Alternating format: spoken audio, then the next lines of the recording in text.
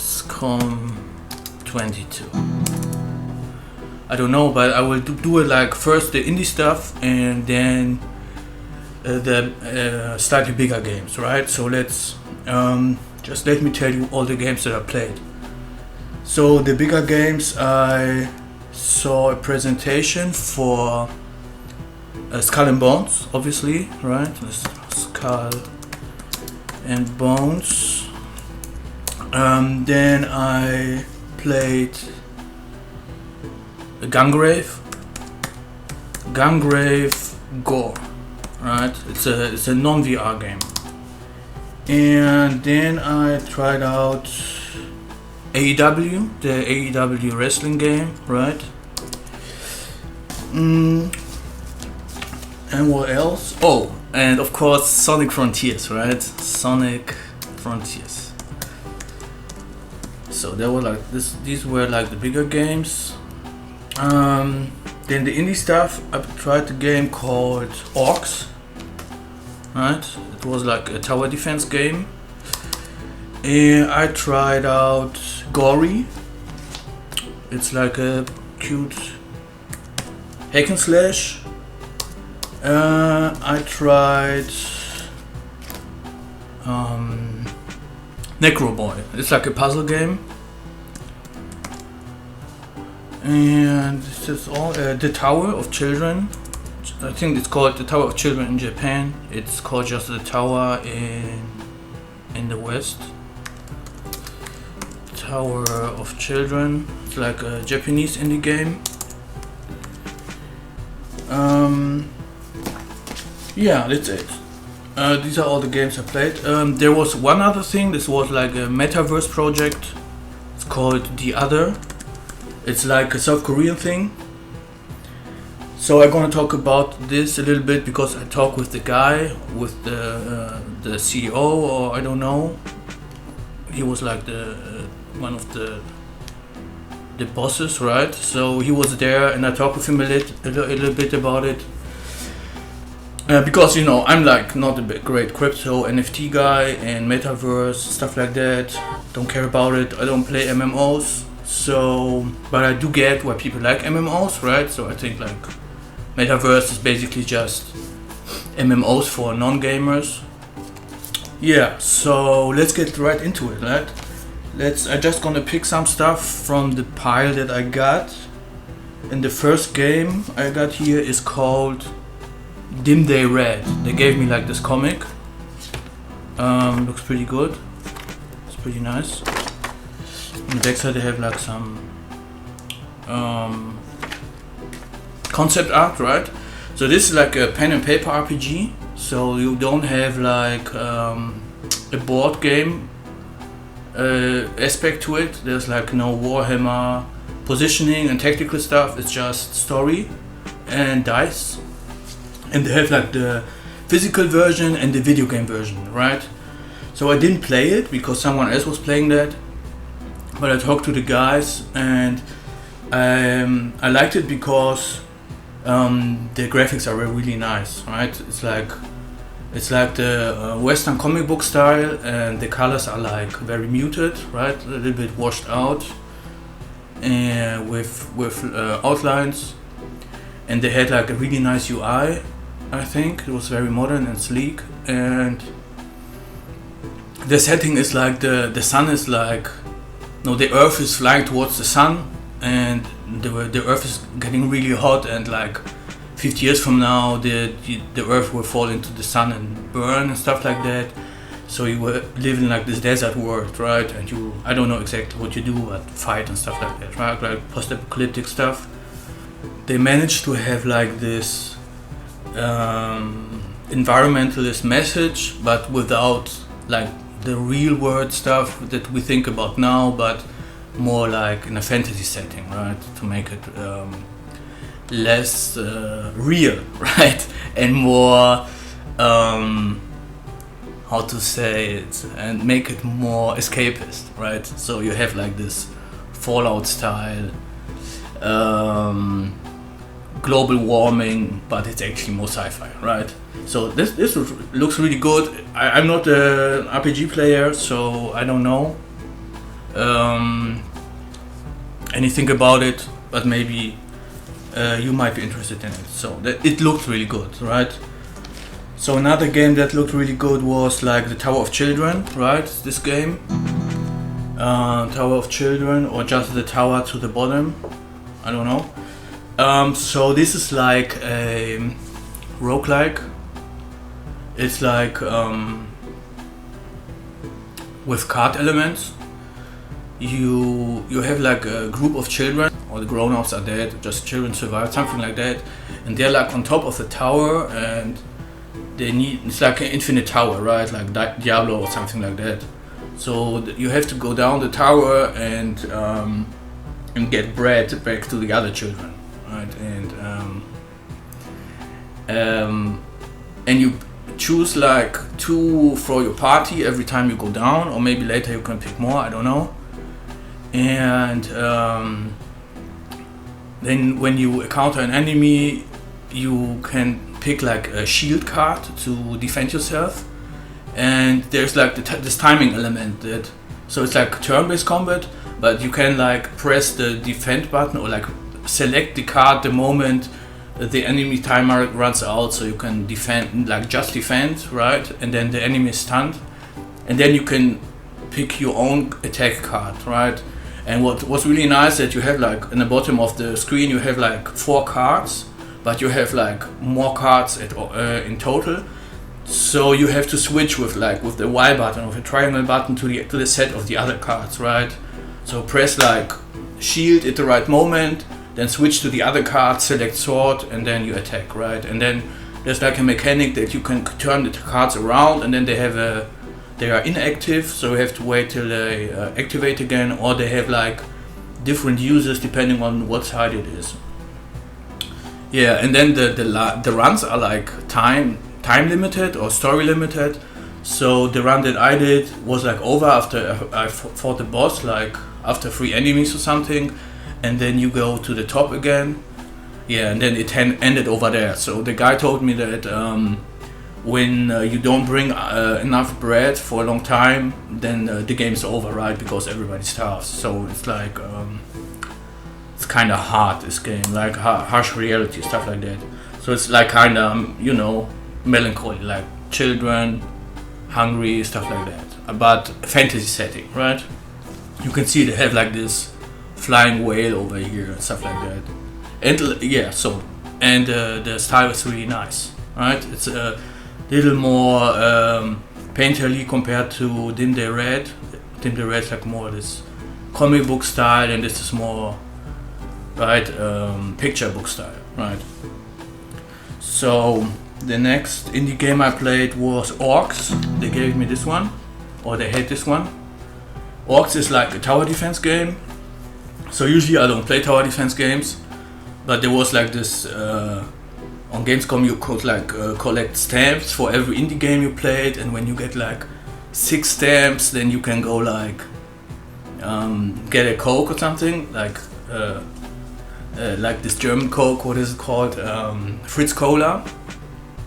And so I just was searching for one game I could play to get a stamp, and this was like not occupied, someone just left, so I played the game.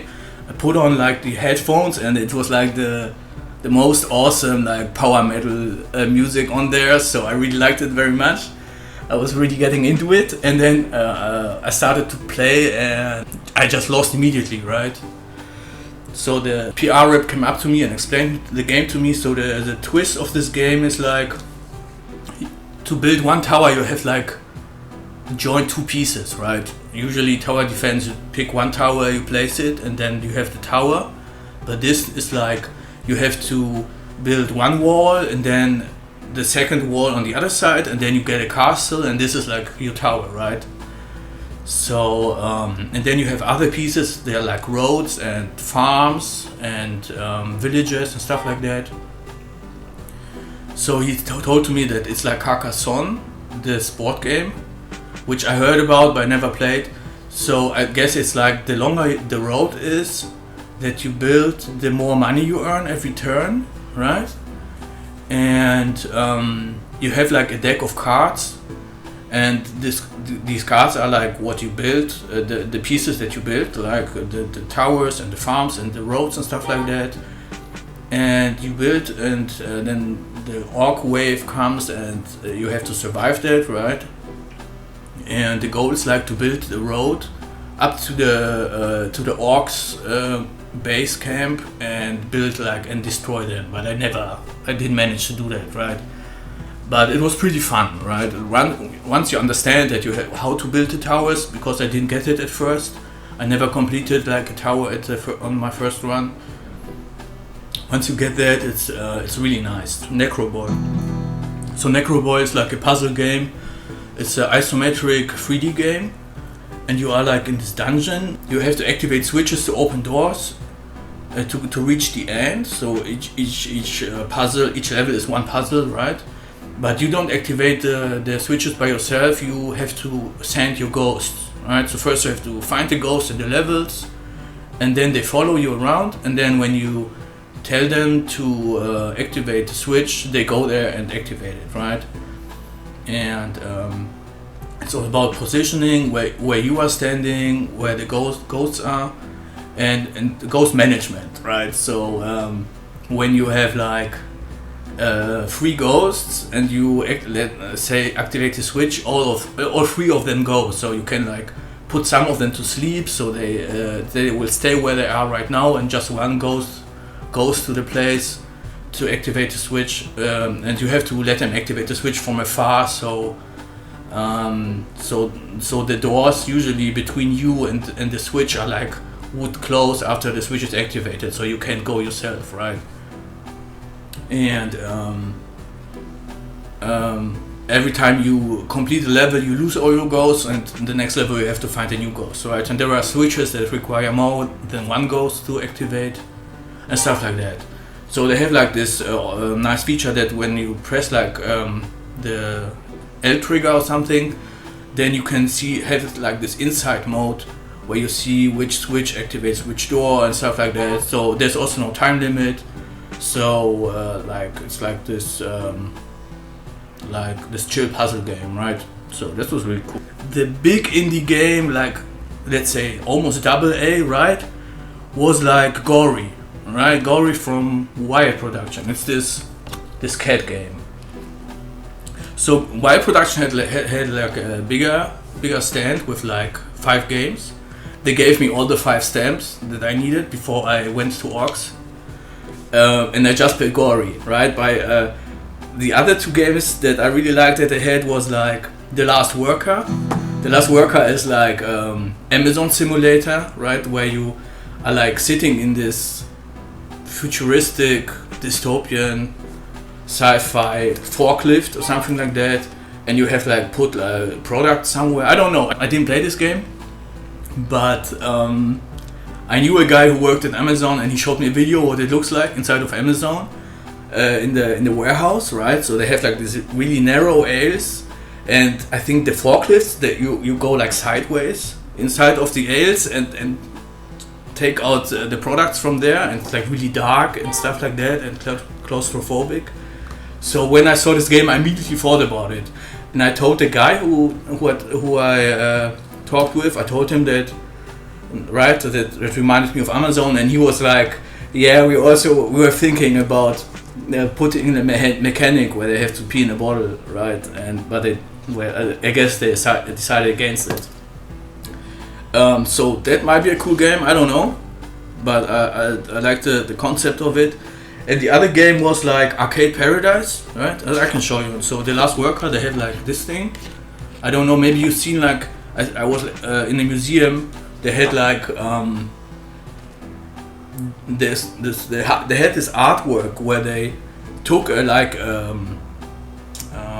patent Amazon has for like some kind of steel cage where a worker sits inside with that it can like, I don't know, drive around robots, so the humans don't get in contact with the robots working in a factory. So this reminds me of that, something like that. So the other game was like Arcade Paradise, right? It's like a management game or like Yeah, it's something like that, like a tycoon game or something. So you have like a laundromat, and you buy arcade machines, right? So it's like the 90s thing or 80s thing. I remember like Whang had a video. There was a period of my life where I basically had a complete mental map of every single arcade machine in a 2-mile radius from my house. A vast network of pizza places, comic book stores, and laundromats. And when one of these machines changed, it was a big deal. And it was the summer of 1992 when the word started to spread about a weird new Street Fighter II arcade machine that had popped up at a laundromat by my house. A Street Fighter II machine where you could shoot Hadoukens mid-air and change your character right in the middle of the match. So you buy arcade machines and you can play them too, but I guess you also have like earn more money and buy new arcade machines. So that's like the twist. And when you go like into the arcade mode, and the graphics for the arcade games are really nice. So okay, I saw one, but it was like, you know, you have this curvature and the scan lines and the bloom effect. It was really nice. Gori, Cuddly, Carnage is like Bayonetta, right, with one button, but it's also mixed with jump run sections where you like grind on rails like in Sonic 3D games, and you also do like wall runs, you know, like in a skateboard game. So I said Bayonetta with one button because you just have one attack button, right? You can just combo it with one button, and then you have like the dash. But you don't get witch time when you just dash out and then go in again. It's like a brainless action. It's really cool. But I think the biggest thing about it is that it's like RGB lighting the game, right? It's like really neon, really colorful, and it's a little bit like My Little Pony mixed with Hotline Miami, where you like. It's really bloody, right? All the enemies are like cute unicorn zombies, and you are like a cat on a hoverboard, and you like spin your hoverboard and slice up the unicorns, right? And they're bleeding with like cartoonish blood, and it's like a neon city at night, and the shaders are really nice. There's like jump run sections where you have like go over like green slime, and this looks really nice. Yeah, so I think the game looks really good. It's like really yeah, of the time, I guess, right? Okay, so let's talk about the meta project game, the metaverse. It's called Deother, but it's just one word. Deother, I don't know. Deother. I got hooked because the lady told me it's like metaverse is really big in South Korea, and it's like South Korean project, and yeah, so I was like, okay, so, and then she was like, you can buy real world stuff in the shops in the metaverse, right?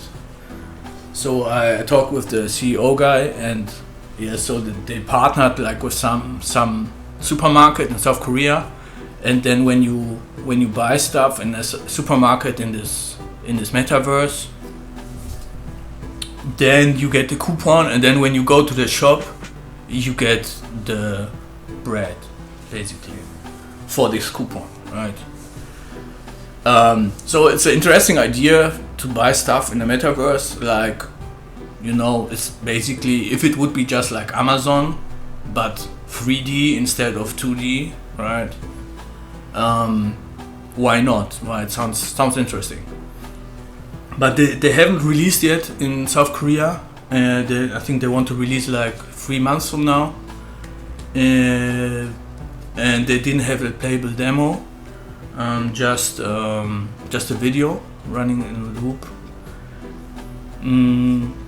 Yeah, so the idea is, so it looks like, I don't know, PlayStation Home or like a GTA 5, but without the violence, right?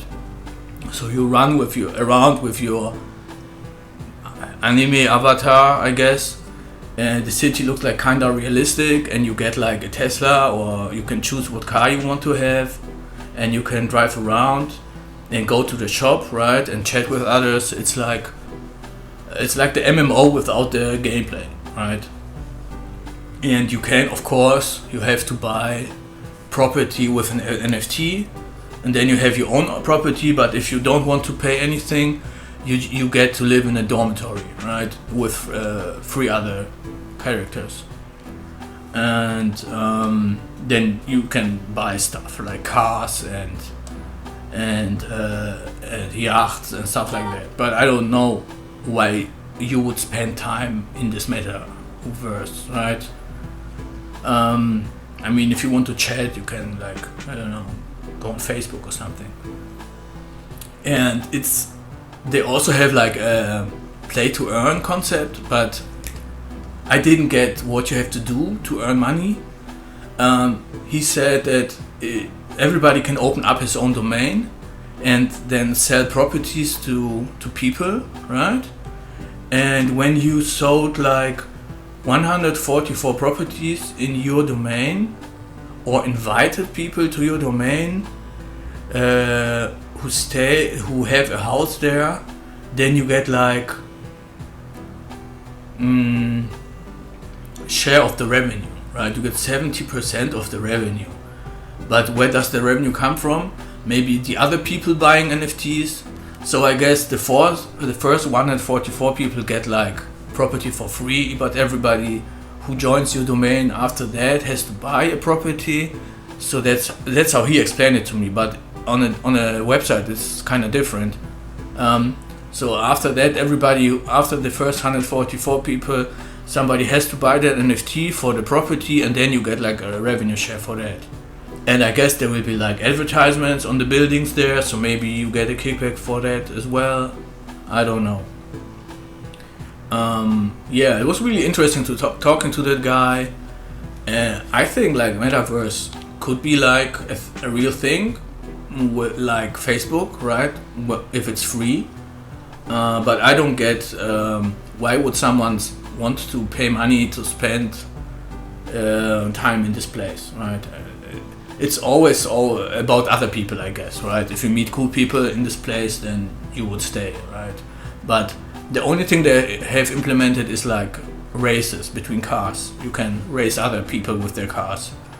But that's all the gameplay they have right now, except for walking and buying stuff in the store. If you have like, if you have the partnership in your country where you live. So of course I went and played I didn't play Skull and Bones. So I had to wait for Skull and Bones, I don't know, 20 minutes or something. So when you go to the bigger games, then you have like the lines, right, around the stands. If you have been to a games convention, you know how this works. The smaller indie games, it was like you can just watch other people play. You stand right behind them, right? Every game has usually just one screen, one console, one PC, right? Where people play and then they go and then you can play, right? It's no problem. But like the bigger games, you have like standing line and then they like let in, I don't know, like 20 people at once, and then you play the game, and then after a while the screen goes like thank you for playing, and then you leave, and then the next group comes in, right? So I was standing in line for Skull and Bones, and then they let us in, and it was like closed from the outside, so you couldn't see what is inside, and it was like, you know, just seating and a screen, and they just projected a video, and this was like the same thing like they always do in like E3 and all the other big conventions, right?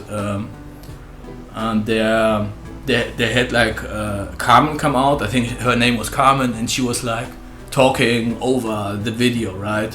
She was saying like, first I go to get a contract, and then like you see the avatar walking up to like some captain and talking with the captain and getting basically a mission, right? Accepting one mission. And then and now I'm going to upgrade my ship, and then they show like how you upgrade your ship and stuff like that. So I was really hyped for the game, right? When I saw Skull and Bones, I was, oh yeah, because I remember like Assassin's Creed Black Flag was like a huge hit, like I don't know, 10 years ago or something like that. I never played it, but I remember Super Best Friends played it, and they was like, it looked really awesome, right? Matt and Pat, they are friends who play together, learning and sharing and junk. One is nice, and the other one is less nice. Who wouldn't love Matt and Pat? Best friends play together. What?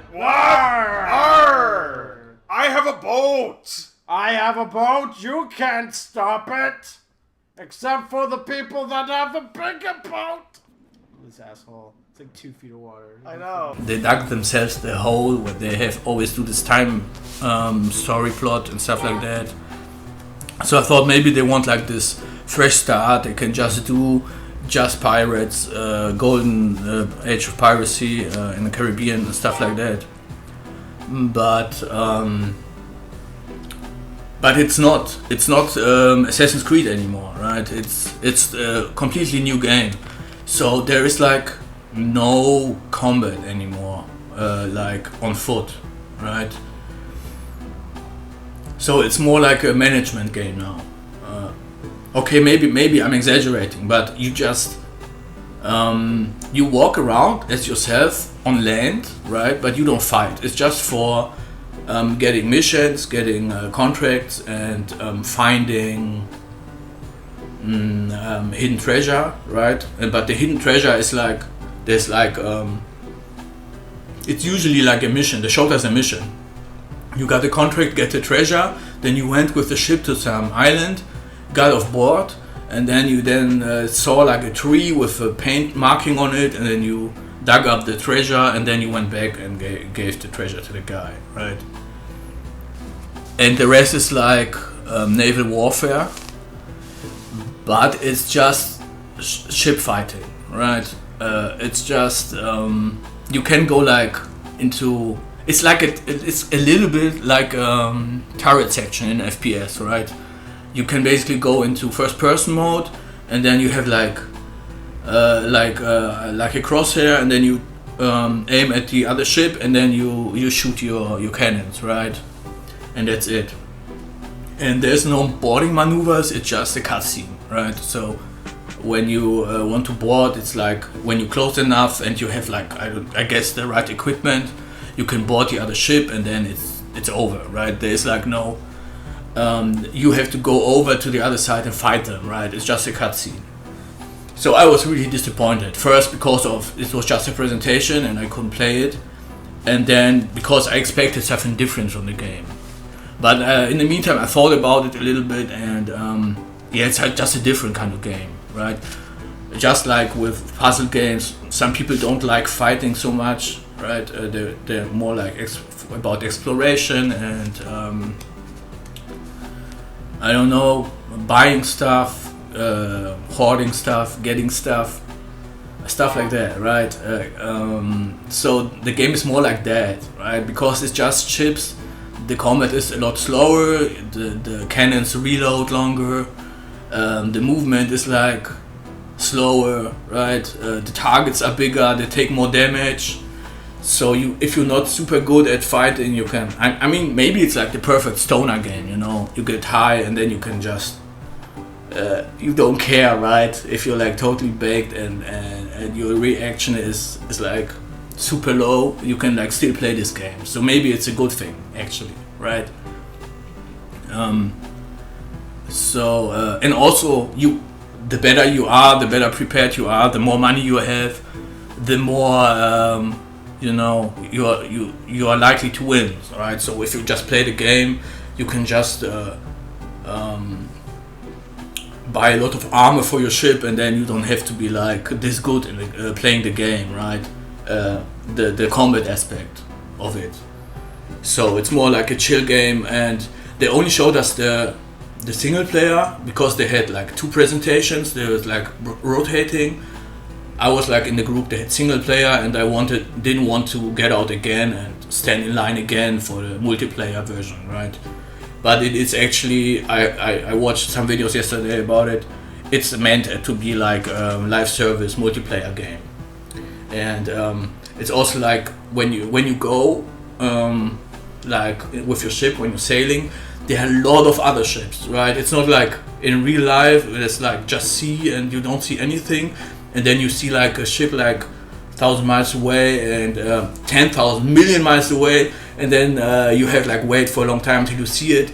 It's like in Skull and Bones, it's like rush hour, right? There's so many ships constantly everywhere, and then there are like, I don't know, fortresses on some rock somewhere in the sea, and you can attack them too and get some loot out of that. And yeah, the only thing that I really didn't like is like there's so much UI, right? You have like this Breath of the Wild mechanic, right? Where you can like look through your spyglass and mark your target, and then you have like this light cone coming up, and then you have like, I don't know, like a square circle and some numbers, how many kilometers you are away from this and stuff like that. And every ship has some number on it, and there are so many. The whole screen is basically just icons and numbers. It's like too much, honestly. When you watch trailers of this game, you don't see that. There's just switches off. But I guess when you play this game like for half a year, you won't see this anymore. Like, but there's so much visual clutter. I don't get it why they are still doing this. Yeah, but yeah, that's the only thing. I mean, I was really disappointed, but I come around to it like after a while. I mean, it's not an action game. I think I would rather play an action game, but this is the graphics are really good. The graphics are really good. The water is so good. Like the smoke effects from the cannons are really, really good. The human models are really good. The hair is really nice. They're trying to be like inclusive with this, right? So there was like on the side of the stand of the wall where I was waiting, there was like this big picture of the three pirates looking like towards an island or something like that. And like the woman sailor, she had like all this her long jacket, and I think she had something around her waist, so like you were seeing them from behind, but she was not showing her ass or something, you know what I mean? It's not like this super sexualized female characters, but they're trying to really make it like really toned down and modern and stuff, like, right? And of course, like in all the trailers, they have like this black character, because you can choose whoever you want to be in this game, right? There is no main character; it's just you. And the hair also looks really good. So I don't know. There are many videos how there's like no good black people hair in video games. So maybe this game does it right. Who knows? We will see. And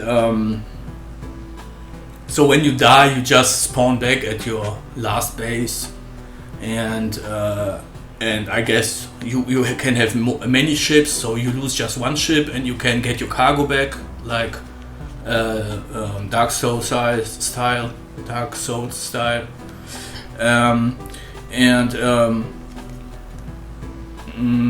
So it's like, it's just, you can play forever, I guess. That's the plan. Okay. So then I played Gungrave G.O.R.E. They gave me like this pin. I'm not showing this. Am I showing this? Man. Gungrave G.O.R.E. So Gungrave, right? So I actually bought this PlayStation because I wanted to have the new Gungrave game. So they announced the new Gungrave game, I don't know, like 5 years ago. And then they released another Gungrave game, the VR game, and I thought this usual Gungrave game got cancelled, right? So now I played the Gungrave game on PC. I don't know if it's coming out on PlayStation and Xbox. I don't know. Like in the meantime, we have like a new PlayStation, right? And the Gungrave game is still not out. So I played this game, and what is it? It's really just a Gungrave game, right? So if you play Gungrave on the PlayStation 2, it's the same game. Also, okay, I'm exaggerating, but I was surprised because it's not like a traditional or like run-of-the-mill third-person shooter. It doesn't have cover mechanics. It doesn't have like FPS controls, but with third-person.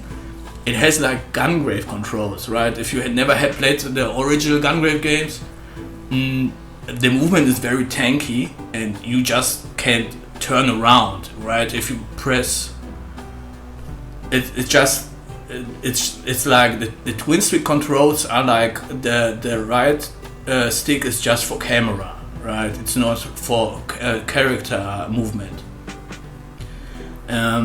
And it's cool because the game is made for that, right?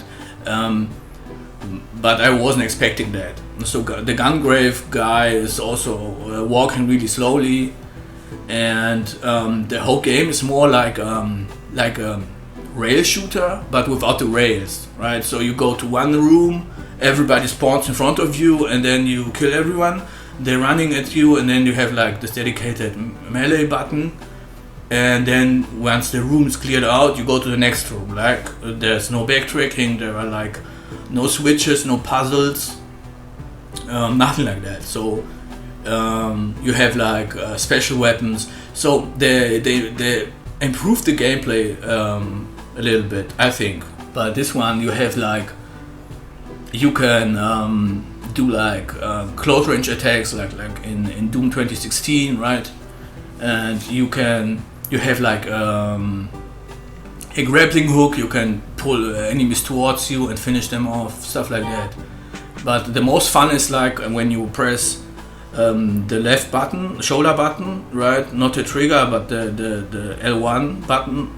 Then you go like in aiming mode, and then you have unlimited ammo. You don't have to reload. You can just shoot everywhere. So that I really like that.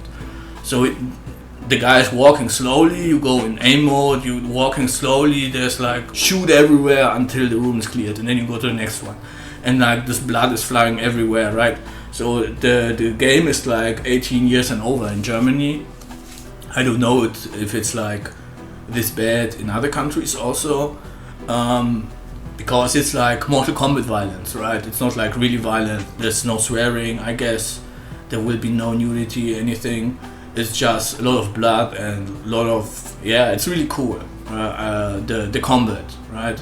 So I would say compared to the older games, the older Gungrave games, it's the gameplay is better, but I think the style is worse, because the older games, they were maybe not super fun to play, but they looked really nice, right? They were really anime.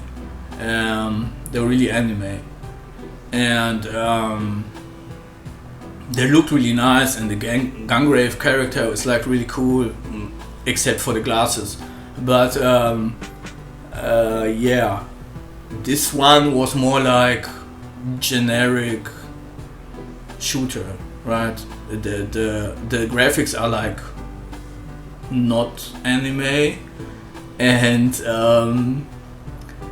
the cutscene at the beginning was like, it wasn't like the other ones, right? The other ones, he was like more like a hero, like the mystical hero resurrected from the dead, like some demon or something. And in this game, he's like, the woman comes up to him and goes like, go inside and kill everybody, like, and then he goes. It's like, okay, so he's like her employee now or something like that. Okay, so the next game is AEW. So AEW has a new wrestling game. They gave me the shirt, really nice. I think the game is called Fight Forever. And let me see at the website. They have like the build that I had like 6 wrestlers in it, right? They had like obviously Kenny Omega, right? They had Thunder Rosa. They had Adam Cole, I think. Don't remember exactly. Who else did they have? They had CM Punk, obviously, in this build. Let me see. I mean, AEW got some really a lot of wrestlers now. So Darby Allin wasn't in it, but they had him on the wall, right, of the room where I was playing. Yeah, a lot of wrestlers. There was like just 6 wrestlers in there, right?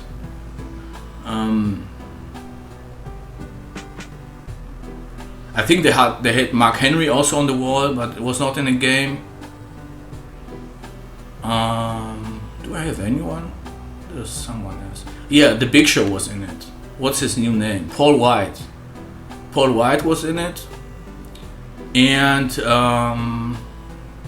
Hikaru Shida was in it. Right, so these 6, you could choose these 6 wrestlers. And so if you know, they tried to make like an Aki game again, right? The Aki wrestling games from the 90s were like really legendary. I loved them very much. I mean, we played them every weekend, me and my friends.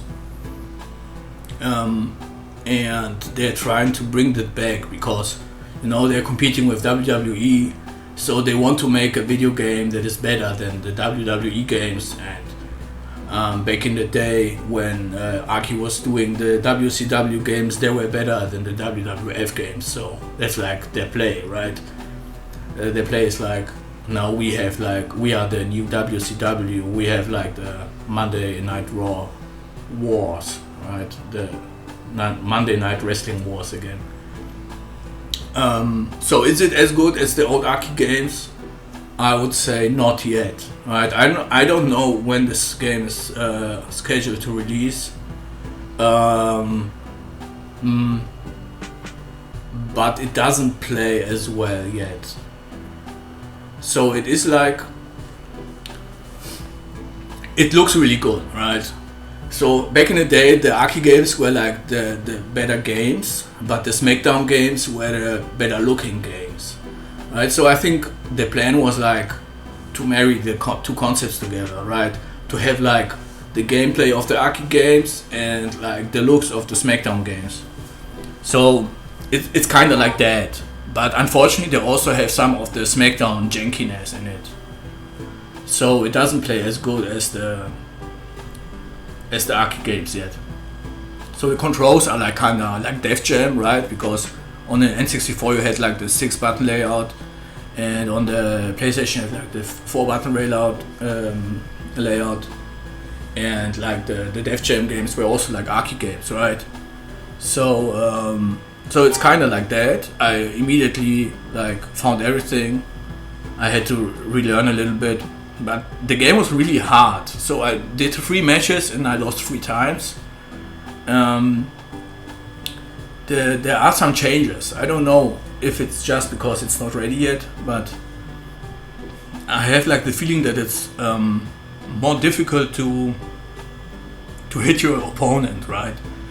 So you're more likely to hit to miss the other guy, and then there is like in the Aki games you could like when someone was trying to grapple you and you could press L at the right moment and then you could like evade the clinch, right? So I missed that. So I didn't know how to initiate this. They do have the strength test. You know, in No Mercy they took out the strength test that when 2 characters grappled at the same time, you would have to mash A, and because you would go like in this position, like with both guys are like resting with their arms, right? So they don't have that anymore. So no, they do have that back, right? So they took it out in No Mercy, but it's in this game. The other thing they changed, that when you go on a turnbuckle, you don't jump automatically anymore, right? In the Aki games, you could like hold down the climb button to not jump off and to release the jump, but now you have like to press punch like to jump, right? So they do have running grapples, but This time you can reversal them. The reversals look really good, the animations look really good. It's really nice. You can reversal punches, like it's almost there, right? You can dive to the outside through the ropes and stuff like that. I didn't get to use a weapon. I don't know if they have weapons, but they have to have. So yeah, I'm really looking forward to the game. Maybe it will be really good. Maybe not this version yet. Maybe the next AEW. We will see. But are they better than the WWF games? I mean, are they better than the WWE games? We'll see. So the last big game I played was like Sonic Frontiers. So Sonic Frontiers, I was really surprised to see it. I didn't know it's coming, right? I missed it. So I went to Sega, and then in Sonic Frontiers they had like this open area where you can see the other people play while you were waiting in line, right? And when I saw like this Sonic character in this realistic looking grassland, man, I was really hyped for that game. I was like, yeah, it looks really good, like Sonic in this realistic, it's like kind of Irish, Scottish landscape. It was really nice. So the game is basically, it's not really, but it is like Legend of Sonic, right? Breath of the Wild. You play in this grass field, and you have like these towers, and when you unlock the towers, you go to like, you know, to a mini game, like just like the dungeons in Breath of the Wild. And then when you finish the mini game, you go back to the overworld. So the music in Sonic Frontiers was like really nice. It was like, they had like this background music. It was like really subdued and atmospheric. And they also had like a map now. So when you unlock something in the world, then like it shows you the map. And when the map comes on, you get like a chime, right? And it sounds really like a little bit like Breath of the Wild, right? When you go into the map in Breath of the Wild, you get like this doodle-doom, something like that, right? So it sounds really similar, but like less happy and warm, but more like cool, right? A little bit deeper. So yeah, the game's pretty nice. I liked it. I didn't know people were like making fun of it. You can like run around this overworld, and there's like one main path, but there are like small distractions on the side. You can like always go with like some grind some rail, or like there's some hidden bounce pads, and then you go on top of the roof of like some building and can get some extra rings over there, stuff like that. And always it brings you back to the point where you started from, right? And so you can like get some extra coins, come back and go and move on, right, to the objectives. And the objectives are like, they're like mid bosses, and when you defeat the mid boss, you get like some kind of key or cog or gear or something like that. And you put that into these towers, and then you go to the mini games, right? So I think these mini games, what would be like the dungeons in Breath of the Wild, they are like the weak part, because they have like the same textures and shaders like the previous Sonic 3D games, right? So you were in this cool grassland, and then suddenly you are in this pseudo-Italian, off-white, beige, Mediterranean city texture set, right? And then you run to the end of that, like in like the linear levels of Sonic 3D, right? You go like, you know, grind rails, go left, right, but stuff like that, like in the other Sonic games. And then when you reach the end, you go back to the overworld, to the grassland. So I really like the overworld, right? So I guess there are also other overworlds with other biomes or something like that. But I really like the mix of this Sonic character and this realistic world. And not talking Sonic 06 realistic, but this version of realistic. It looks really good. And this exploration gameplay really is fun, I think. So the buttons you have like jump and double jump. You have like slide kick, and when you're in air, it's like a stomp, right? And then you have, of course, the homing attack. And when you press Y or triangle, you get like a trail following behind you. And when you circle an enemy with the trail, the blue trail turns red. And then when you release the button, you do damage to the enemy. But you can also like activate switches with that. So yeah, it's really cool. You can also like sidestep with L1 and R1. And if you press them together, you can parry the attack of the enemies. So that's also obviously only important for the bosses, right? For the mid-boss enemies. And yeah, it's really cool. I really like it. And of course you have like the run, right? So if you press R2, you get like the run, and you get also like this circle, like the stamina circle in Breath of the Wild. You don't have like an inventory or stuff like that. It's not like really like an action adventure game, right? But like the aesthetics are there, and it's like done in a fun way. So it's not like a rip-off, but it's like being cheeky, right? Like Sonic. And so it's really cool.